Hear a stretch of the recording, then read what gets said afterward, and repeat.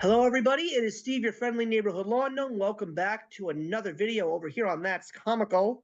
And if you're watching and it happens to be a Wednesday, happy new comic book day. I've got Andy with me tonight. Andy, hope you're doing well. Doing good. Happy to talk about this one. Oh, yes. We're getting back to our DC Ultimate Journey, also known as The Road to Blackest Night. And today we're going to be talking about a series that I remember first reading, not really enjoying too much, but still understanding how relevant it is to the road to Blackest Night. And I'm very glad that I got an opportunity to revisit this because I've definitely got some interesting things to say. And that, of course, is going to be about Final Night by Carl Kessel and artwork from Stuart Immonen, an artist who I didn't know much about while I was first reading this book when I got back into comics, but reading a lot of comic books since, particularly a lot of work done by Mark Miller, Stuart Immonen has done a lot of work with him, as well as responsible for the artwork on Kurt Busiek's Superman's Secret Identity. So Stuart Immonen has become one of my very much appreciated comic book artists, and I think that was one of the things that made me not necessarily entirely change my tone about this story, but when I first read it, I didn't like it at all. I thought it was slow. I thought it was boring, but understood why it's there. But while I reread it, I said to myself, it's still a little bit on the dull side when we get into it at first. But when we get to the end of it, it for me personally got so much better. And we'll get into the details. So, Andy, if I'm not mistaken, this was your first time reading this. Yep, that is correct. I went in with very low expectations because the tone of our conversations when we were kind of like mapping out what we were going to read, this is not one I was familiar with. And you were very much like, well, I guess we have to read Final Night. And I'm like, oh, okay. I mean, it's only a couple issues. It won't We take have us to that read the much good, the bad, and time. the ugly. We have to. Yeah. So anyway, I had very low expectations going into it. And I will say just kind of broad strokes. Um, it it was definitely an important step of the journey. I'm glad that we read it. It's one of those good, not great reads. I thought I was gonna hate it, but I was like, oh, this is fun. But it was the kind of fun where I probably wouldn't recommend anyone, like I wouldn't go out of my way to waste my recommendation capital on telling someone to read this book. But if someone was interested in doing what we're doing, reading all the way up to Blackest Night, I would say you kind of have to do this one though. This is one for such a journey that you simply cannot skip. Because this, in the end, I'm also going to say what I really like about this one now was this is going to be the first time I actually mention this here on our Ultimate Journey. And that is, this is sort of the conclusion of the first Road to Blackest Night arc. And I will probably explain that a little bit more. But this is a very interesting time with DC Comics. We're now in 1996. This is, I think, the very first time that I ever heard about a event that is a quote unquote weekly series, because this is a 4-issue core series with a bunch of tie-ins, one that we're going to be discussing today because it is extremely essential. And I had never really known much about the weekly issues coming out. This came out in all of November 1996. And at the very same time, another very interesting series begins. And this is something like we always do here. If you want to go a little further down the rabbit hole and find out a little bit more, because one of the few things you probably noticed is we've been seeing a lot of things happening with the brand new Last Green Lantern, Kyle Rayner. Kyle Rayner has gone from just going into being a superhero right off the bat, dealing with a lot of issues, dealing with a lot of frustration, loss, and triumph. But one of the things that happened in the last discussion that we had, which was 0 Hour Crisis in Time, this was the first time he was ever actually roped into a major heroic event with all the greats. And at the same time that Final Night is being given to us, a brand new JLA series is officially beginning, written at the beginning by the great Grant Morrison. So I personally have said to people, you should definitely read the 3 issues of Midsummer's Nightmare, which is basically how the brand new JLA comic starts. And what's so interesting about it is it really gives us an understanding about Green Lantern being tapped once again, saying, you helped us out with 0 Hour Crisis in Time. We know that you're the newbie here, but we need Green Lantern on the Justice League. And feel free to read as little or as much of Grant Morrison's JLA as you want. I read the first story arc. I've read a couple of others. Mark Waid wrote the book at a certain point in time. There were great writers that were attached to the entirety of this JLA run.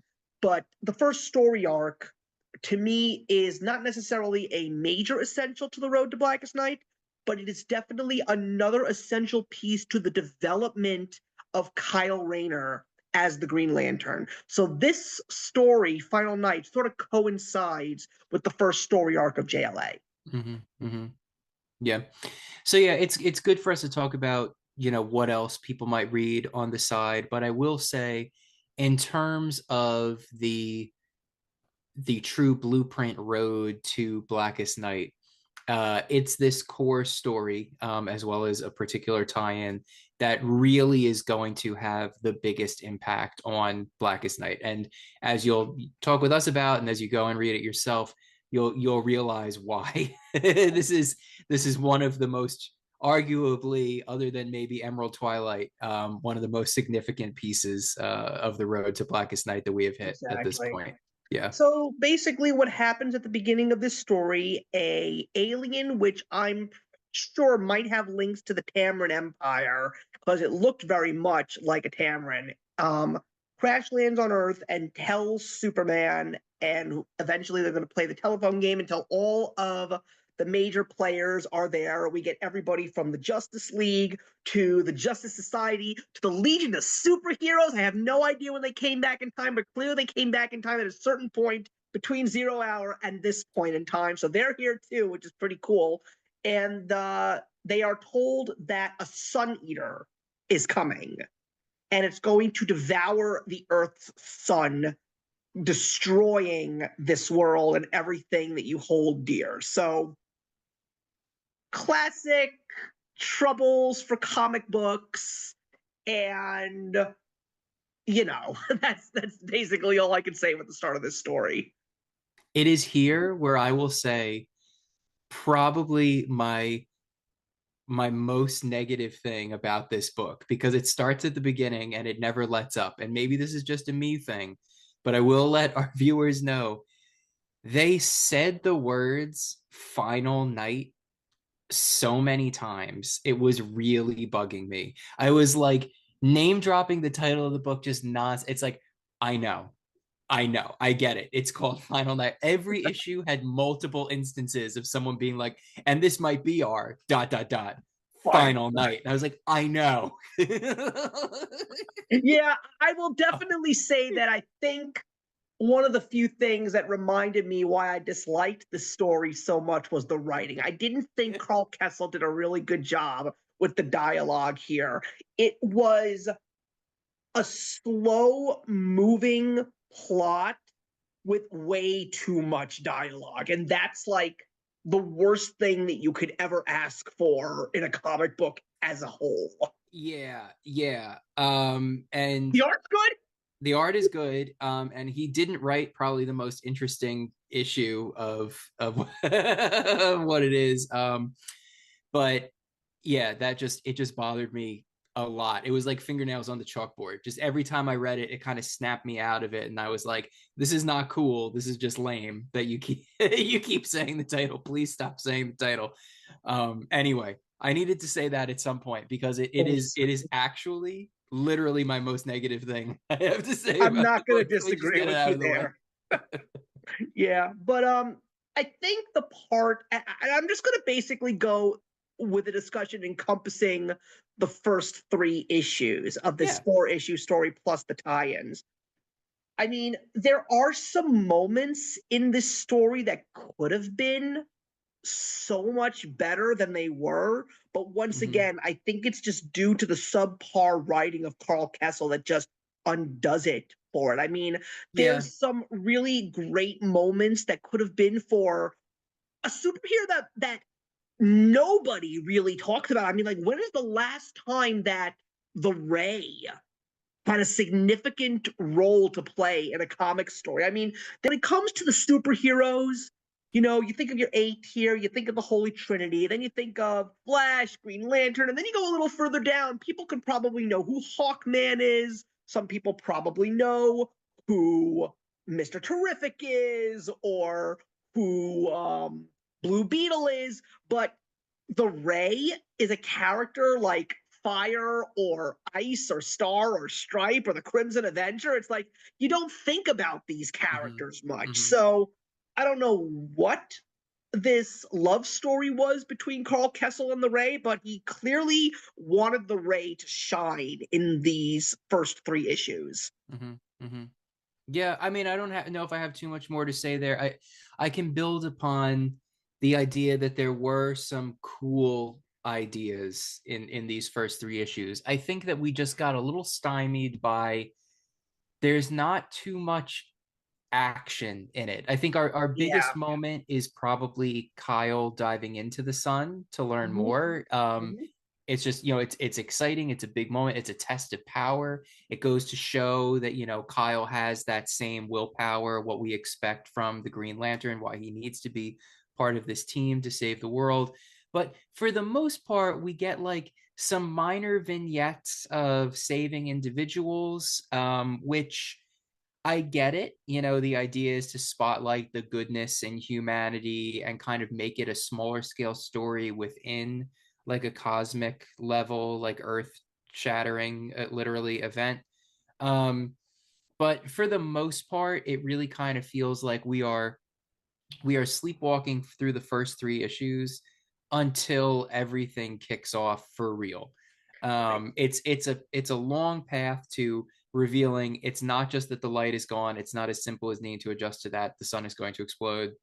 Everybody's Yeah, going to that's die. the big kicker. It's not that the Sun Eater is going to eat the sun. The problem is after the Sun Eater has its way with the sun's going to go supernova. That's the Right. big twist there. And then even moments like Lex Luthor coming in to assist the heroes. I mean, you'd expect a little extra there, a little extra Hmm. treat for the senses, a little couple more jokes there because again, even the parts where they tried to be interesting and they tried to be comical, it really did fall very flat.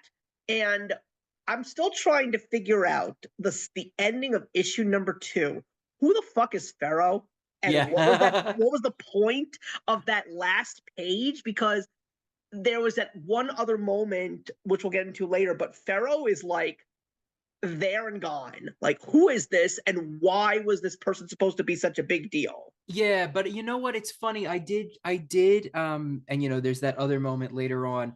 I did find Pharaoh to be like an emotional core. Yeah. That did cause me to have that resonance with the story. And it's the one example of what I was saying, like the moments of goodness of humanity, right? Um, that like let that idea shine for me. Yeah. It just kind of felt to me like it superseded all the rest. I understand what you're saying though, in like why Pharaoh. Um, Mhm. but I mean, if we were to ascribe to this book the assumption that it was written well, which like I enjoyed it. I hate to sound like I hated this book, but like it wasn't particularly well written. No. If it were written well, I would be talking more about like how that's where our journey was supposed to be. Like that's the heart of see the goodness in humanity. Doesn't matter that it's someone with, who wears the suit, whatever. But like I but like then again, that wouldn't have happened if it were a better written book because then there would have been less everything else. Nevertheless, yeah. But yeah, I think the whole situation with Kyle, I mean, Kyle basically doing what he did. I mean, I think that is one of the parts where you don't realize it yet, but in just a couple more issues, you're going to realize There's a little bit more to the story than meets the eye. Yeah. And the fact that Kyle decided that he was going to do what he did by going into the sun and studying what the Sun Eater was doing to the sun really gives us a very interesting culmination of where this character started as to where this character is now. Because we're talking about a kid who gets the ring from Ganthet, tries to use the ring as a purpose of having him be seen, having him be popular. And he seemed at the beginning as someone who, like yourself, had read a little bit more into Ron Mars's Green Lantern run after Kyle was introduced. He's hit with tragedy after tragedy. I mean, people like us will never look at refrigerators the same way again. I said this before and I'll say it again, but also encountering a villain like Major Force, who is a truly brutal bastard. I mean, like, the fact that Kyle is still standing, it's probably because of the fact that even though he has dealt with so much grief and so much loss while he's trying to become something great, the fact that there are so many great iconic heroes around him who still truly have faith in him and know what he's capable of. Because you take a character like Superman as opposed to a character like Batman. Batman's always going to be brooding in the shadows, not really saying much and having his doubts about everybody. But Superman is the kind of guy that says, if he's wearing this ring, there's a reason, and this is a guy that's going to do good things for this world and good things for this universe. Yeah. And speaking of which, as I alluded to before, when we let Ron Mars take the pen for something that's tied in to this, it gets significantly more interesting. I won't turn to that just yet, but so yes, all that is to say, I think a lot of the work of what makes Final Night work is set, because this, I mean, look, this might not look like a Green Lantern story when it starts, but this is a Green Lantern story. Exactly. And Kyle Rayner carries the mantle in a heroic and significant way, which makes this story elevates Kyle to that level where he is our Green Lantern. And I think it's really cool to see. And you're right, Steve. You know, it's that first like kind of weekly tie-in. We put him into this big story, and it's exciting. That being said, the first 3 issues are very setupy, and nothing will change that. I think most of what we have to say is when we put that in the rear view. Exactly, because basically, as we just said earlier, Kyle goes into the sun. He studies the series of the events going on with the Sun Eater, and he's coming back with nothing but bad news. Basically, once the Sun Eater is done, the sun is going to try and rebuild itself, and by rebuilding itself, it's going to go supernova and destroy everything around it. And he, as a Green Lantern, doesn't believe that he has what it takes, but he believes he can find someone who can. And that is when we realize this is not just any story. This is a Green Lantern story.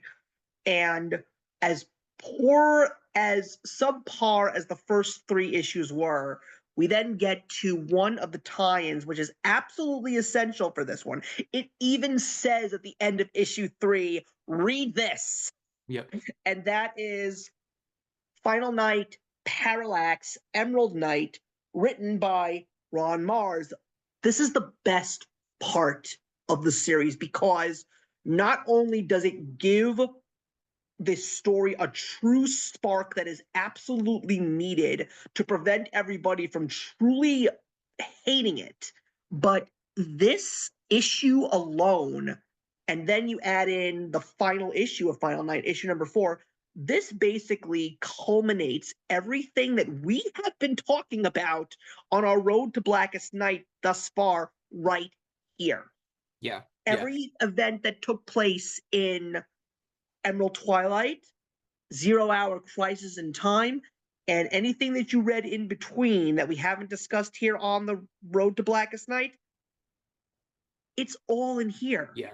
And it's done beautifully by Ron Mars. Yeah, yeah. If I can, I'll just gush about it for a little bit. So this issue makes Final Night worth reading, Hmm. and it's really really entertaining to see Kyle and Hal interact in Kyle's insecurities.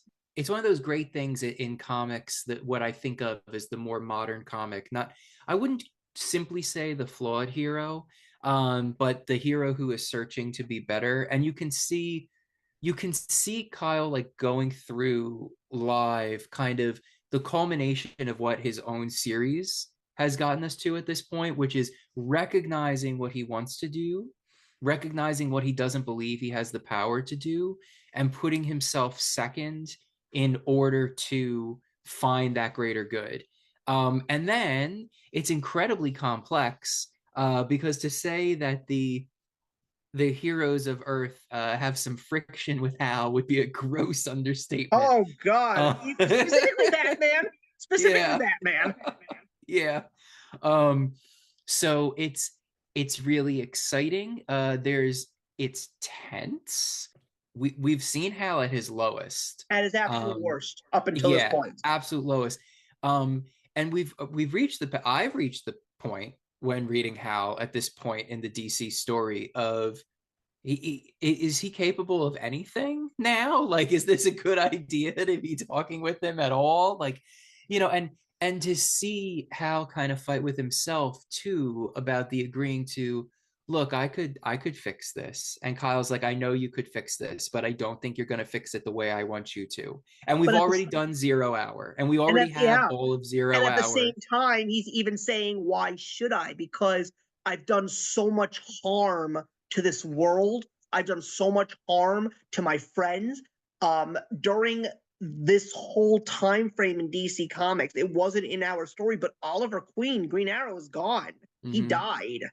I believe it was in Green Arrow issue 100 when he passed away. But don't quote me on that. But that's where he does die before Hmm. Final Night. So the fact that he can't even see his best friend, who was the only one who truly knew that there was still good in him, more so enough to put him down in 0 Hour Crisis in Hmm. Time because he loved him so dearly. But yeah, he's wondering if it's even worth it because will he be trusted? Will he be appreciated for this? Hmm. And it's you feel so bad for him. But the truth of the matter is, you felt bad for him even when he was at his lowest because Hmm. you knew that he just wasn't himself. Hmm. Hmm. Yeah, and we've talked about how comics is a great medium that allows us to have that complexity of story because there is such a rich history there, as much or as little as you're willing to dive into it. And what makes this book so great is that we have been living with this weight that is hanging from us since Emerald Twilight, that and then the complexity that was 0 Hour, the uncertainty of what Hal is or means for the future of Earth and for his former friends and colleagues, um, and to watch Hal struggle with that as the reader is struggling with that, I think is really great. Where him saying, you could do all of this, it's not what you want me to do. I don't know if I even care to do what you want me to do. And I really do appreciate that it's really Kyle that draws out that idea that's like, you know how you know that you want to help. He's like, don't give me that. Don't get stuck in all the history and all the negativity that we all know we've been through, but don't lose sight of this. You do want to help. It's crazy to say you wouldn't. Um, and it's only Kyle who can deliver that message. Um, Yeah, Particularly with Green Arrow dead. yeah, and it's only Kyle who can deliver that message. Yeah. yeah, and I was just making sure that this was in it. So at first, you know, Hal doesn't want to do it. Yeah. He doesn't want to do it because he doesn't think he's worthy of it. But Kyle keeps telling him, you may have done some bad things, but he said, you wore that ring. You were the Mm-hmm. Green Lantern. So Mm-hmm. clearly you are still capable of doing great things. And it takes a lot of risks for Hal in order to make his decision, and those risks are trying to make up for the sins that he committed to the people who he hurt the most. There's that scene where he goes to Guy Gardner, who is no longer a Green Lantern himself. At this point in time, he is a character called the Warrior, who has the ability to regenerate his body. And I think the most hilarious part about Guy Gardner is because he has these powers, he can't get drunk. Right. And all he's doing is just sitting at a bar and drinking himself stupid. He's like, working. Why? It's the end of the world. This should be working. But that's Guy. We love him for what he is. We love the way he talks like that. And he asks for forgiveness from him. He then goes to John Stewart, who has been crippled in recent issues of comics, and he gives him his ability to walk, just because, not because he was the reason why he caused it, but he just said, it's the least that I can do. Yeah. And he goes and says, I'm sorry to Carol. And then right at the 0 hour, when Ferro, of all people, and Kyle Rayner are getting shot into space to most likely make the ultimate sacrifice, they're transported immediately right back to Earth, and Hal shows up in front of everybody and says, let me handle this. Yeah. It's a great issue. This great. issue is wonderful. Hal's farewell tour, wrapping up some of his most significant relationships and also important relationships for the reader as well, is it really, like, this is why you can't skip this on our road to Blackest Night. This is a real fulfillment of this kind of ebb and flow of what we've seen from Hal's character over, at this point, years of comics. This is really important and masterfully finished. Yeah, and I completely forgot to mention this. He even has a quick run-in with Ganthet. Yeah. And Ganthet is willing to offer him the ring one more time. He says, I gave this to you before. He says, you can have it again if you want it. And even then, you know, remembering what happened in Emerald Twilight and how greedy he was with power to confiscate all of those rings by killing all the other Green Lantern Corps members, he steps away and says he's not worthy. That's a very powerful moment. Yeah. Yeah. And it's the moment that solidifies a true redemption arc, I think, which is that ability to say no to the power is one that we as readers necessarily attribute to a hero. And so it's great to have that scene, because, you know, we have this iconic cover of Hal with, like, you know, 10 rings of more on all over his fingers, right? And then for him in this moment near, as we will discuss, the end, to say no. He has what he needs, you know, a mix of doesn't deserve it, doesn't need it, his time is over, you know, Kyle's got this, you know, all of those things put together, it redeems him in our eyes, and maybe not in Batman's, but it it places him firmly in that column of, all right, we're with you, save the planet, please. Yes. And then in issue number 4, it's so funny because I mentioned the view of Kyle Rayner with Batman opposed to Superman. The same thing happens when Hal Jordan's there. Batman says, oh, hell no, you are not doing this. You did the worst things you could have ever done. You are not worthy of saving the world. And Superman basically is saying, it's Hal Jordan. He'll do it. He is the Green Lantern. He may have done some things, but I forgive him because he's clearly going to do the right thing. And he makes the ultimate sacrifice. He goes into the sun and basically extinguishes the Sun Eater. And what a scene. What we should really, you know, what a scene with him taking in all of the power, absorb, just it really, it's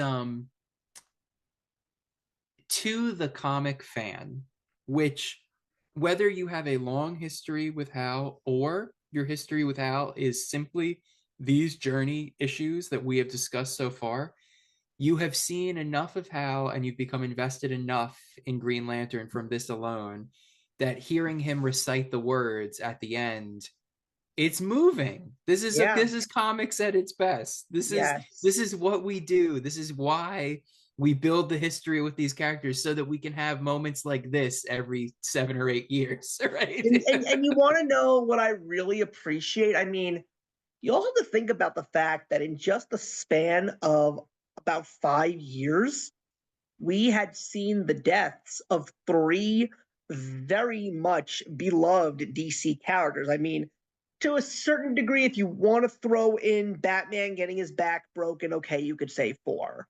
But we lost Superman, we lost Green Arrow, and now we lose Hal, Green Lantern. And I got to be honest with you, Andy, as someone who knows how powerful the death of Superman and Reign of the Supermen is, again, this is also a recommended book if you want to go further down the rabbit hole and see how this all leads up to Blackest Night. This is a part to read it. So, Death of Superman and Reign of the Superman, very important. But I really think that there's so much more emotion Mm-hmm. in the death of Green Lantern than there is in the death of Superman. I mean, don't get me wrong. Superman 75, the actual death of Superman, oh man, it is raw. It is unadulterated, hits you like a brick hard. But there's so much more, at least to me, a lot more emotion Yeah. poured into Final Night number 4 to see the death of Hal. There's a lot of heart in his last moments. Um, and yeah, I meant it. This is what comics at their best will do. This is the payoff for what this medium is able to offer. And for me, and to people like us, it works. And this is the kind of story that then sits with you and stays with you. And when you think back on why you like comics, you think of moments like this. And much like the end of Parallax Emerald Knight, when Hal is going around talking to all of these people, you get a very nice epilogue, which you don't necessarily have to read. But Green Lantern 81 is a beautiful send off for Yeah. Hal. And you hear everything get flipped on its head. You have people coming to his funeral. And just so everybody knows, this is also not a very long story. This is like about a half of the book. The other half is like a couple of very important tributes with some old remastered Green Lantern issues. But the fact that you get to see characters like Carol, the fact that Wally gets up and talks because of the fact that that's the other thing. The two people that talk at Hal Jordan's funeral that are very nice because you wouldn't expect it are Dinah Lance, Mhm. because she knew him and developed a relationship with him through Ollie, because Ollie and Hal were very good friends, Mhm. and Wally through his Uncle Barry, because Hal and Barry were best buds. So the Yeah. fact that there were other people that were speaking on behalf of the people who knew him best is also what makes that funeral more powerful. But Carol's speech is beautiful too. And it primes us for Kyle speaking. Because Yeah, and then Kyle speaks. that becomes the theme of the issue, which is people speaking for others and to the legacy that others are carrying on of the people who went before. And so we don't just see that in talking about Hal and how we're going on without him. We see it in that the people who are speaking to Hal are people who are carrying out a legacy in their own individual ways. Um, it's wonderful. This is one of those things where it's like this issue, Road to Blackest Night, you don't have to read. This doesn't impact Blackest Night in any way, but it will impact the reader. And if you've been doing what we're doing, you kind of owe it to yourself to have this farewell to Hal. And if we're talking about this as kind of the end of, Act 1 of the Road to Blackest Night, this we can call this the epilogue to that entire act. Yeah. Um, These the these two farewell to Hal. books, these two books right here are really what makes ironically, is what makes the story of Final Night worth reading and essential to the road to Blackest Night. And it's so funny. So just so the viewers know, we were gonna record this last night, but I hadn't finished Final Night yet, so I needed the extra time to get to the end. And Steve was probably pulling his hair out, knowing that I said, "Oh, I have to get to the last issues of this." And Steve's like, "What have you read?" And I responded to him essentially now in hindsight, knowing I read all the bad issues.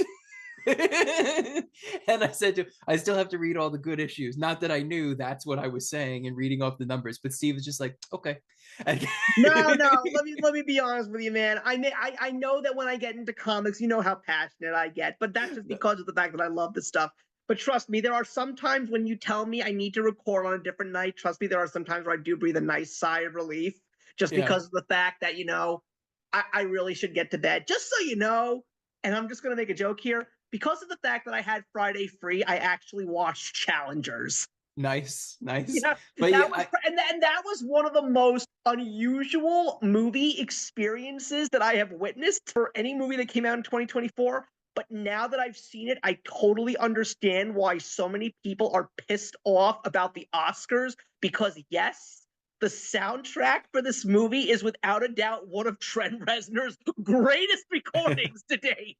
I have well, to buy that soundtrack I'm now. glad you got something from it. I think part of the reason I got behind on it was those first 3 issues and the like prologue Yeah, chapter, you have to whatever. slog We're like, through I'm like, them. okay, like this is fine, whatever. I know I've got to read it. And then I sat down and read Parallax issue 4 and the finale, epilogue chapter. And I'm like, whoa, oh, this is what I was reading this shit for. Like, yeah. Yeah, so anyway, glad that I actually read it and can talk about that. Yeah. This is a great way to end Act 1 Yes. of our road to Blackest Night. Final Night as a whole, gonna look back on this as a solid C plus B minus type story, but with some emotional peaks and some meaningful hooks to draw upon in the future and moments that stand on their own, particularly in Final Night 4 and in the Parallax tie-in issue. Just wonderful stuff that shows why your experience with these stories is enriched by having more. Yeah. And we will see that for sure. We will be looking back at the stories from Act 1 as we continue this all the way through the end. For sure, we will. But you see the microcosm of payoff in this act itself. Right. And I will also say to DC Comics, thank you for letting Ron Mars in on this tie-in, because Yeah. I will definitely say that it is the reason why Carl Kessel is not someone that I want to crucify for writing such terrible comics. No, Ron Mars, as someone who's actually met Ron Mars, he's a great guy. He truly loves Green Lantern in all shapes and forms. Although I will say he definitely loves Kyle more than he loves Hal. Yeah. But again, he basically brought Hal through hell. And ironically, that's sort of foreshadowing what's coming next, only for Geoff Johns to pick this character up and give him a whole new meaning and eventually give us one of the greatest, if not the greatest, DC comic stories of all time Of in all Blackest time. Night. Yeah. Yeah. Yeah. So before we go, there's one other thing that we need to take note of. There's a certain character, particularly you see him in the funeral. I don't know if you even thought about giving him the time of day, but it was the guy who didn't know Hal as Green Lantern, the superhero, but knew him more as the man, Hal Jordan, and that was his mechanic, Tom. Did you notice him? Mm-hmm. Mm-hmm. And actually a really nice moment with him too, as we kind of do our Hal farewell tour. So yeah, and a beautiful payoff to the character. Yeah. And Tom is actually going to have an interesting role in Act 2. Gonna have a role. Yeah, he's going to have a role because I'm just going to give everybody a small sizzle, but not the steak. Hal's journey is not over just yet. Nope. So that's going to put a pin in this one for now, everybody. So we will be back for another Ultimate Journey, hopefully sooner rather than later. But of course, the next time that you will see our Ultimate Journey discussion, meaning mine and Andy's, because don't forget, everybody, there's going to be hopefully a total of 5 Ultimate Journeys going on in 2025. 4, unless someone really starts to read Astro City religiously like I am. But we're going to be doing Marvel next, and we sort of didn't even think about story arcs in these big Ultimate Journeys, because the truth of the matter is, in our last Ultimate Journey, Road to Secret Wars 2015, we sort of finished our first story arc We there with did. Civil War. We didn't really acknowledge it at the time, Yeah. but Civil War is kind of a turning point in the story that you can basically call that the end of our Act 1 on that side of things too. Yeah. So retroactively, happy Act 1, everybody, on the Marvel side of it. Yeah. Yeah, exactly. So it is nice to see that we sort of concluded our stories around the same time with their first respective story arcs. But the second story arc is going to be starting in our next Marvel Ultimate Journey, and it's going to be a very interesting one because we're not taking a step forward. We're actually taking a step to the side. And you'll see what that means when we see you guys in the next one. So don't forget to like and subscribe. Let us know your thoughts on Final Night. If you've read it, do you like it more than we do? We'd love to have conversation. Hit that notification bell if you're up to date with all of our latest content. Take care, everybody. See ya.